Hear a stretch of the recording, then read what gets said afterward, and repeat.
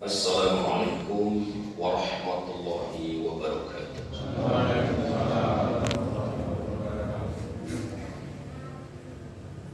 Alhamdulillahi rabbil alamin. Alhamdulillahilladzi arsala rasulahu bil huda wa dinil haqq. Rizal dini kulli wa kafa billahi shahida.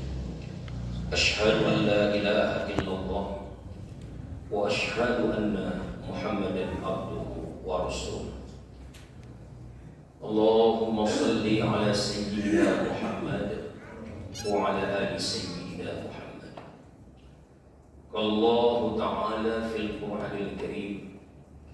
A'udzu billahi minasy syaithanir rajim. Ahasiban nasu an yusraku ay yaqulu amanna wa hum la yuftanun. Walaqad fatanna alladziina min qablihim fala ya'lamanna Allahu alladziina shadaqu wa la ya'lamanna al-kadzibin. Amma Bapak Ibu adik-adik yang dirahmati Allah, marilah kita kembali memanjatkan rasa syukur kita yang sedalam-dalamnya kepada Allah Subhanahu wa taala atas segala rahmat yang Allah limpahkan dalam kehidupan kita.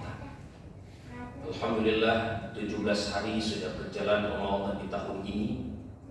Semoga Allah Subhanahu wa taala menerima segala amal soleh kita, mengampuni dosa dan kesalahan kita, dan bisa menuntaskan Ramadan tahun ini dengan sebaik mungkin.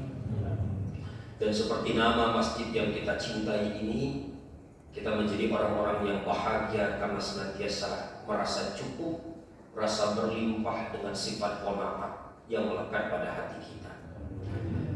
Salawat dan salam mari kita haturkan kepada suri tauladan kita, baginda Nabi besar Muhammad sallallahu alaihi wasallam, beserta segenap keluarganya yang mulia, sahabat-sahabatnya yang terkasih, dan semoga kelak dengan izin Allah kita akan mendapatkan syafaat dari beliau manakala kita kembali kepada Allah Subhanahu wa taala.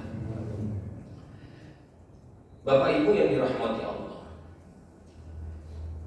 ada sebuah kisah yang dituturkan oleh Sufyan As-Tsauri, seorang ulama yang hidup pada masa tabi'in. Suatu ketika Bapak Ibu yang dirahmati Allah, beliau ini melaksanakan umrah. Nah, ketika beliau menunaikan umrah itu, beliau melihat ada seseorang yang dalam setiap ritual umrohnya itu, Bapak Ibu, selalu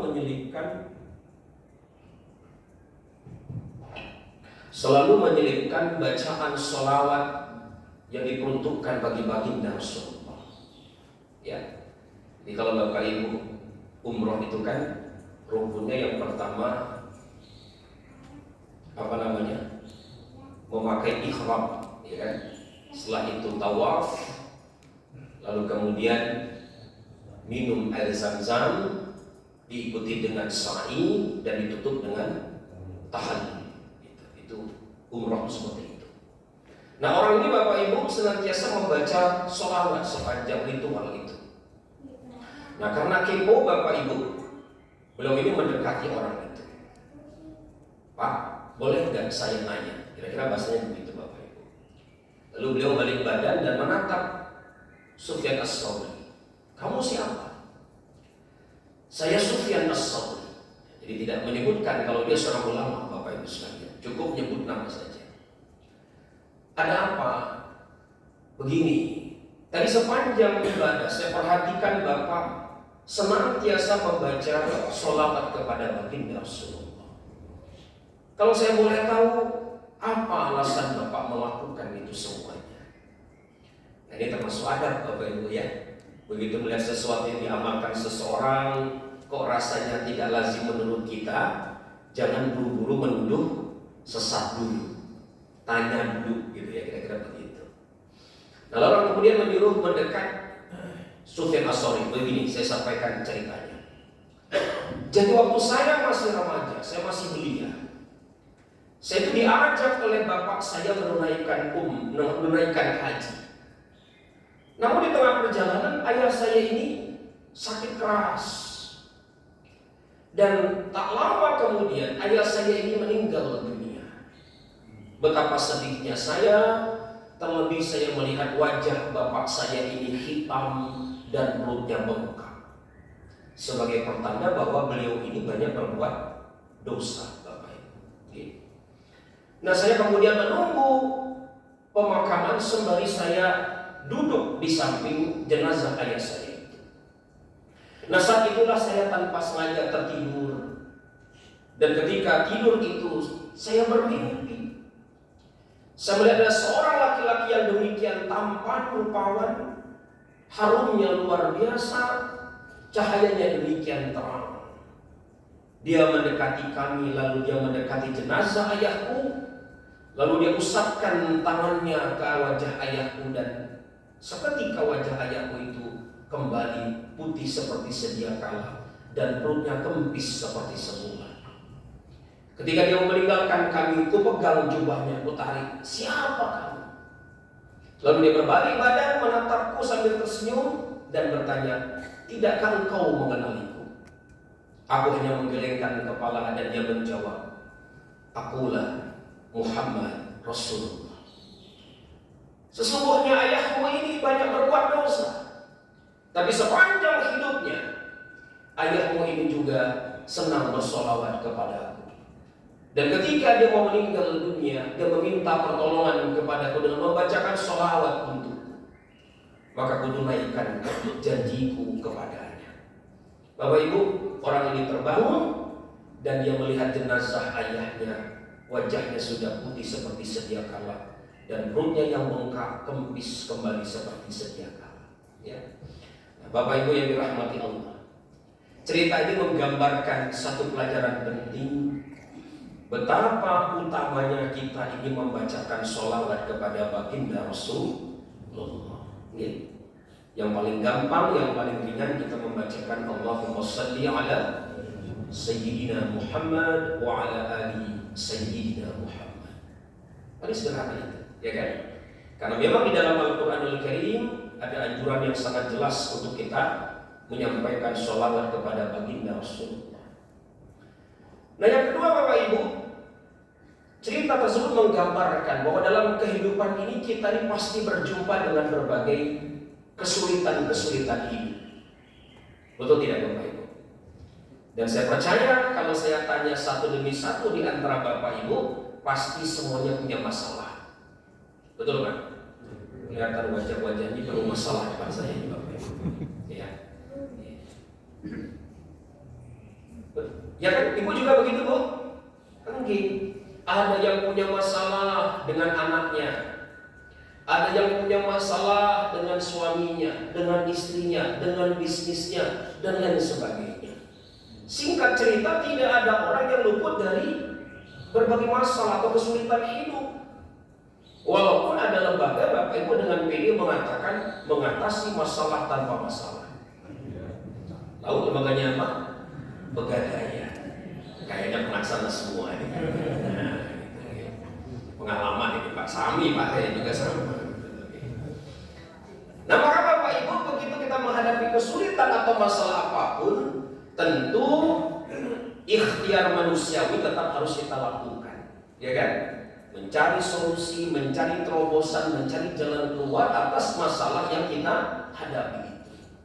Tidak cukup hanya kemudian kita bergantung kepada pertolongan Allah saja, tapi ada ikhtiar manusiawi yang kita lakukan. Namun Bapak Ibu, kembali pada cerita tersebut, pintu pertama yang bisa kita lakukan untuk mengatasi kesulitan itu di samping ikhtiar kita memperbanyak membaca sholawat kepada baginda Rasulullah. Yang kedua Bapak Ibu, di samping membaca sholawat, yang bisa kita lakukan memperbanyak membaca istighfar. Baginda Rasulullah setidak-tidaknya mengajarkan 3 yang bisa kita lakukan. 1, kita membaca istighfarnya Nabi Yunus alaihissalam ketika beliau berada di dalam paus itu. La ilaha illa anta subhanaka inni kuntu minadh dhalimin. Sesulit apapun masalah yang kita jumpai, Bapak Ibu, insya Allah akan diberikan jalan keluarnya. Yang kedua, Bapak Ibu, kita bisa membaca doanya Nabi Adam alaihissalam yang sangat terkenal itu. Rabbana zalamna anfusana wa illam taghfir lana wa tarhamna lanakunanna minal khasirin. Di dalam Minhajul Abidin kata Al-Ghazali, Nabi Adam itu membaca itu 200 tahun lamanya, Bapak Ibu. Ya. Ibnu Athaillah bahkan menyarankan kalau kita merasa banyak dosa, perbanyaklah baca doa ini. Ya.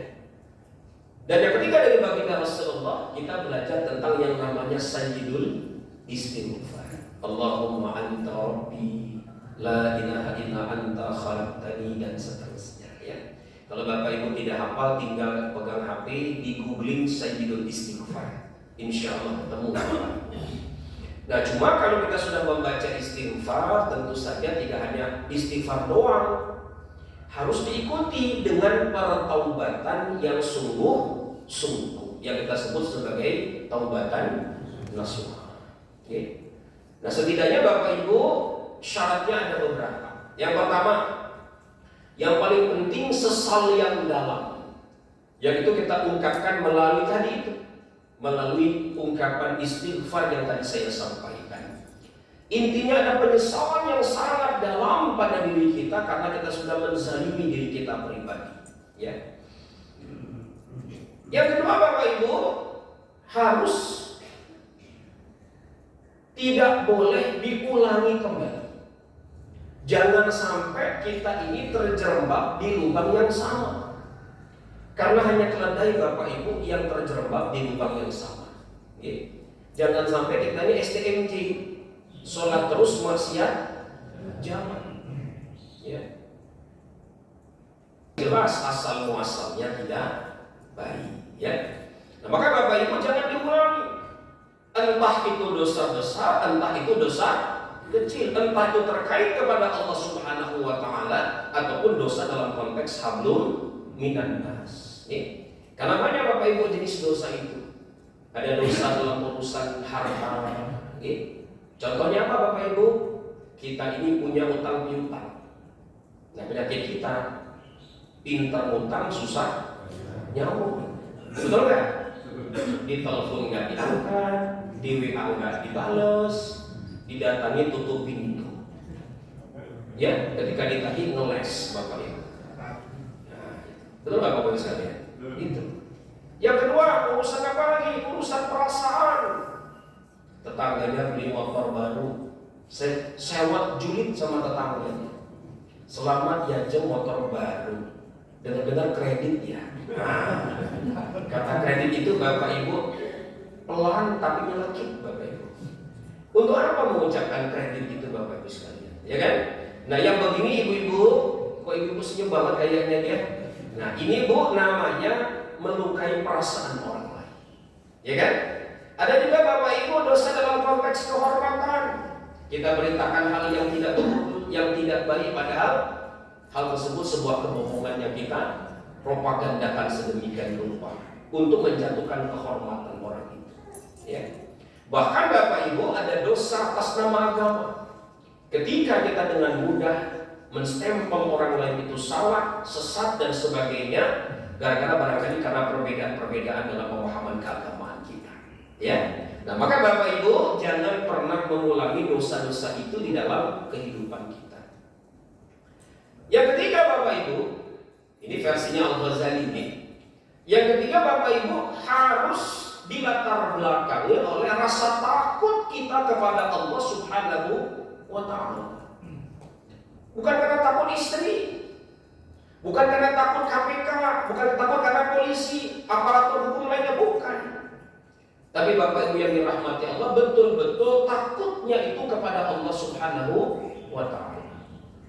Karena kalau kita ini Bapak Ibu sekalian takutnya karena yang tadi saya sebutkan, maka percayalah bentuk ketakutan tersebut hanya bentuk kemunafikan kita.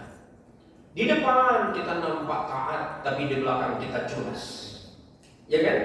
Karena itu pengawasan yang terbaik adalah pengawasan atas Allah Subhanahu wa Ta'ala. Bahwa kita sadar betul segala perbuatan yang kita lakukan itu, yang kita lakukan dengan nyata atau di hati dan pikiran kita itu, pastilah diketahui oleh Allah Subhanahu wa Ta'ala. Nah, yang keempat, Bapak Ibu, yang menarik nih, Al-Ghazali menambahkan syarat keempat. Ketika kita kepingin bertobat itu, Bapak Ibu, harus sebanding antara dosa yang kita tinggalkan dengan kapasitas kita, kemampuan kita. Saya beri contoh. Misalnya Bapak Ibu, kita bekerja di sebuah tempat yang basah. Bukan hanya basah, basah banget Bapak Ibu. Tiap hari dapat seseran gitu Pak.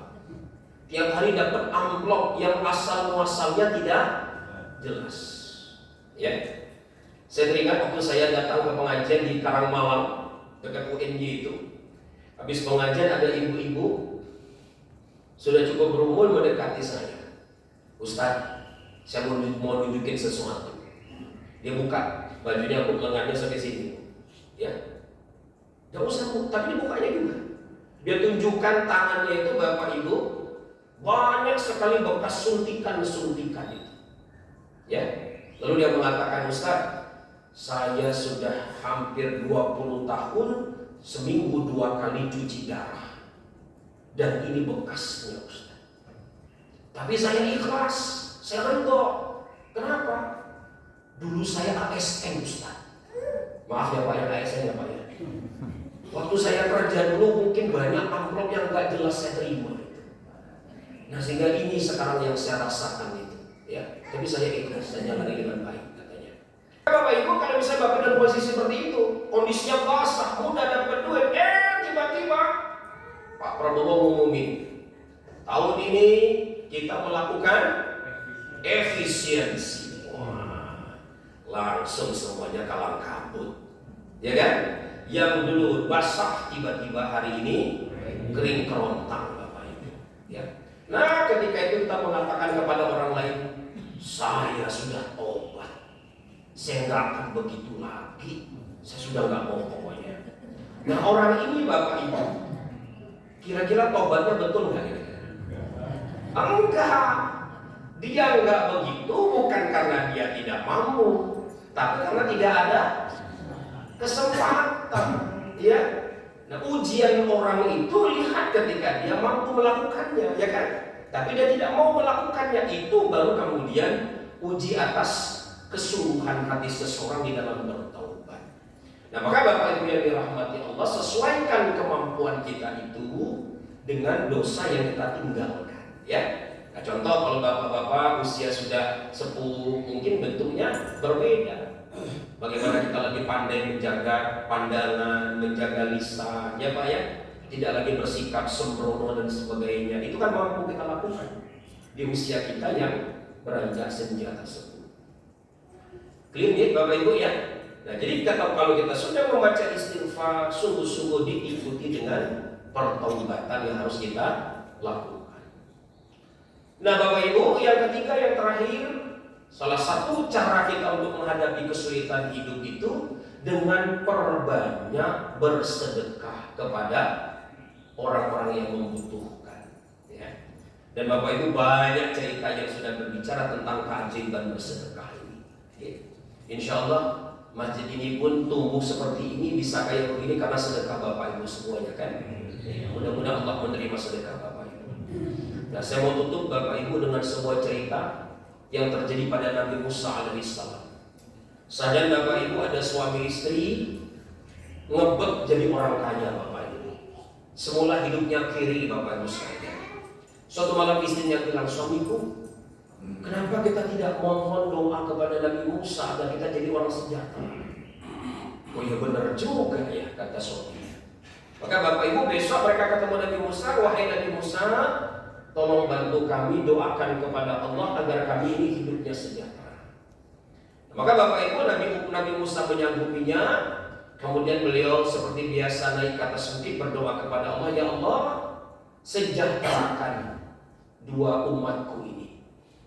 Maka Bapak Ibu dijawab Allah, wahai Musa, sampaikan kepada umatmu itu, mereka akan kaya sejahtera selama 1 tahun. Saya baca cerita juga tak kejut juga Pak. Kok tumben Allah perhitungan banget? Kayaknya cuma setahun Pak. Ya sudah, karena kita Allah disampaikan oleh Nabi Musa. Beliau sampaikan, Pak Bu, jenengan besok kaya. Tapi Nur Sewu cuma setahun. Mau gak? Ya mau, saya mau katanya. Kami mau. Gak apa-apa. Minimal pernah jadi orang kaya gitu. Ya udah Bapak Ibu sekalian, mereka pulang. Terima kasih kepada Nabi Musa. Kemudian entah bagaimana ceritanya mereka kaya Pak. Kaya. Ya berlimpah. Nah Bapak Ibu, ternyata mereka ini orang yang pandai bersyukur. Istrinya bilang, Pak, ini mumpung kita kaya, bagaimana kalau kita bangun rumah? Rumah itu nanti kita siapkan untuk siapapun yang musafir yang datang mampir ke rumah kita persilakan tinggal di situ sepuasnya. Kita suguhkan makanan terbaik untuk mereka. Bagaimana Pak? Suaminya setuju Bapak Ibu. Singkat cerita dibangunlah rumah. Dan rumah itu Bapak Ibu dilewati 7 jalan yang berseliweran di antaranya itu. Jadi siapapun yang masuk jalan pasti ketemu rumah itu. Jalannya ketemu juga Bapak Ibu sekalian. Jadi banyak sekali orang yang datang dan dilayani oleh suami istri ini Bapak Ibu sekalian. Sampai ternyata Bapak Ibu lebih dari setahun mereka tetap kaya Bapak Ibu. Dan Nabi Musa ketemu, loh, kok tetap kaya? Ini yang salah Allah atau bagaimana ceritanya? Itu Pak. Nabi Musa kemudian tanya, ya Allah, kamu katakan bahwa mereka ini hanya kaya selama setahun. Tapi kenapa mereka tetap kaya sampai hari ini? Allah menjawab Bapak Ibu sekalian, wahai Musa, sesungguhnya mereka mendapatkan rezeki dari satu pintu. Tapi dengan satu pintu itu, mereka mengetuk pintu-pintu rezeki yang lainnya. Maka mereka pun sejahtera kaya sepanjang hidupnya. Ya. Jadi kalau Bapak Ibu ingin mengetuk pintu rezeki, perbanyaklah sedekah. Ya, insya Allah itu memudahkan Bapak Ibu dalam menjemput rezeki dan keluarkan Bapak Ibu dari kesulitan yang Bapak Ibu hadapi. Ya. Dan demikian Bapak Ibu yang dirahmati Allah, sedikit renungan yang bisa saya sampaikan tentang bagaimana kita bertobat dan pintu-pintu keselamatan yang bisa kita ketuk agar kita ini bisa keluar dari berbagai kesulitan yang kita hadapi. Ya. Terima kasih Bapak Ibu atas perhatiannya. Semoga sehat selalu, sehat fisiknya, sehat mentalnya, juga sehat kantongnya. Ya. Karena kalau kantongnya tidak sehat besok repot untuk lebaran ya. Mari Bapak Ibu kita tutup majelis ini dengan membaca doa kifaratul majelis. Subhanakallahumma wa bihamdika asyhadu an la ilaha illa anta astaghfiruka wa atubu ilaik. Demikian dari saya, kurangnya mohon maaf. Wassalamualaikum warahmatullahi wabarakatuh.